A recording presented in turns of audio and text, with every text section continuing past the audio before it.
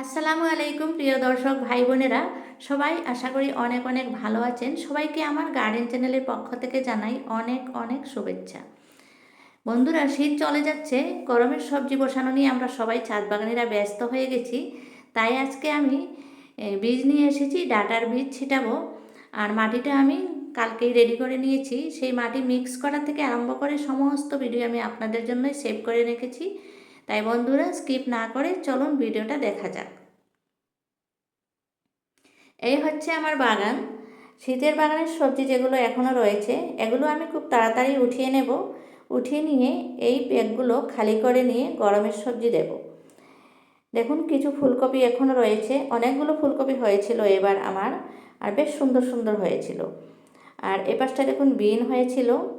ওই যে আমি বেড রেডি করে রেখেছি, এই বেডগুলোর মাটি মিক্স করার থেকে আরম্ভ করে আমি সমস্ত কিছু আপনাদেরকে আজকে দেখাবো। আমি আজকে দেব ডাঁটার বীজ। গরমের সবজির মধ্যে সর্বপ্রথম আমি নিয়ে এসেছি ডাঁটার বীজ। এদিকটায় আমার কিছু সবজি রয়েছে, এক ঝলক আপনাদেরকে দেখিয়ে দিলাম। আর এখানটায় একটা খুব সুন্দর জিনিস যেটা আমার কাছে, এই যে মিষ্টি কুমড়া, দেখুন ছোট্ট একটা মিষ্টি কুমড়া ঝলছে বাক্সের সাইড দিয়ে। আর এখানে আমার লাউ গাছের বেডে আমি দুটো ফুলকপি দিয়েছিলাম, এই দুটোও দেখুন বেশ ধবধবে সাদা হয়েছে, খুব সুন্দর লাগছে। আর লাউ দেখুন, ছোটো ছোটো লাউ আসা আরম্ভ হয়েছে। আমি পরাগায়ন করেছিলাম, পরাগায়নের পরে মাত্র কয়েকদিনের মধ্যে লাউ আসা আরম্ভ হয়ে গেছে। যদিও আমার গাছটা অনেক ছোট, কিন্তু লাউ খুব তাড়াতাড়ি এসেছে, দেখে খুবই ভালো লাগছে। আর এখানে দেখুন আমি বেডটা রেডি করছি। টায়ারের নিচে আমি বস্তা দিয়েছি, তারপরে শুকনো পাতা দিয়েছি, বাগান ঝাড় দিয়ে যেগুলো শুকনো পাতা। আর এখানে আমি শুকাতে দিয়েছি কিছু পুরনো মাটি, বেড থেকে পরিষ্কার করেছিলাম, মাটিগুলোকে শুকিয়ে নিতে হয়। আর কিছু গোবর সারগুলো একটু ভেজা ভেজা ছিল, তাই আমি কয়েকদিন ধরে এখানে শুকিয়ে নিয়েছি। আর যদি পুরনো বেড খালি করা হয়, সেই মাটিগুলো অবশ্যই শুকাবেন, না শুকালে কিন্তু অনেক বীজাণু থাকে।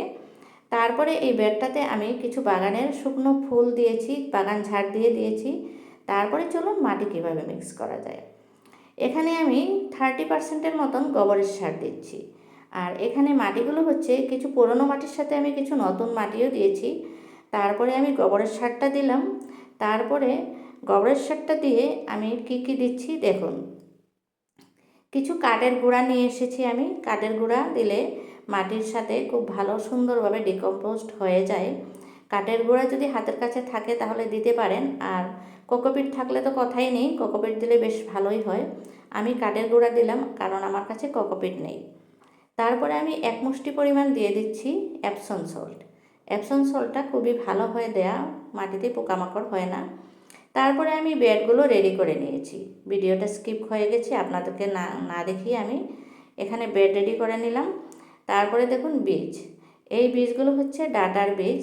খুব ভালো উন্নত মানের বীজ আমি নিয়েছি। এই বীজের ডাঁটাটা আমি দেখেছি অনেক বড় বড় হয়, কিন্তু এই বেডে যে আমি দিচ্ছি, এখান থেকে আমি শুধু শাক খাবো, কারণ এখানে ডাঁটা বেশি বড় হবে না, বেডটা তেমন ডিপ নয়। আর যেগুলো বড় বেড রয়েছে সেগুলোতে ডাঁটা করব। তারপরে খুব ভালো করে ছিটিয়ে দিয়ে, ধনিয়ার মতন ছিটিয়ে দিয়ে মাটি দিয়ে একটু নাড়া দিয়ে দিয়েছি ওপরে। তারপরে জল ছিটিয়ে ছিটিয়ে দিচ্ছি। এভাবে করে প্রত্যেক দিন এসে একবার করে জল ছিটিয়ে দিলে খুব তাড়াতাড়ি গাছগুলো অঙ্কুরিত হয়ে যাবে।